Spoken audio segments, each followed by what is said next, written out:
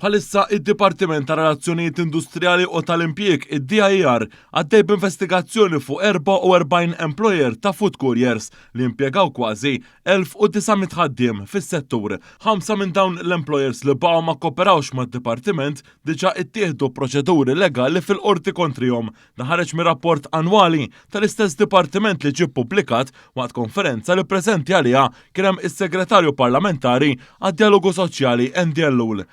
Tal-is-sena l-oħra infetħu total ta' 1202 investigazzjonijiet li koprow ma' 27,000 ħaddiem, kważi 700 każ huma ta' persuni li m'għadhomx fl-impjieg, waqt li ftit aktar minn 100 każ huma ta' persuni li għadhom fl-impjieg. Waqt dawn l-investigazzjonijiet saru 1007 spezzjonijiet u ħareġ ukoll li kien hemm 173 li tresqu l-qorti. L-aktar 5 raġunijiet ta' investigazzjoni kienu il-pagi, il-bonuses, il-leave annwali, il-payslips u ħlas tas-sara.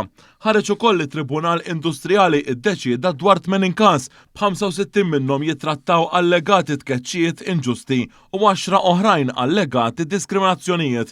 Is-Segretarju Parlamentari Ellul għall l-Gvern qed jaħdem biex isaħħaħ id-drittijiet tal-ħaddiema. Biss is-sena l-oħra 43,000 persuna rrekorrew ġo dan id-dipartiment biex jingħataw support. Dan id-dipartiment tajjeb li ngħidu li qiegħed hemm ukoll biex jassisti lil min iħaddem. U allura din l-ekosistema li rnexxinna noħolqu bħala gvern tkompli toffri salvagwardji speċjalment fejn jidħlu kundizzjonijiet tal-ħaddiema tagħna.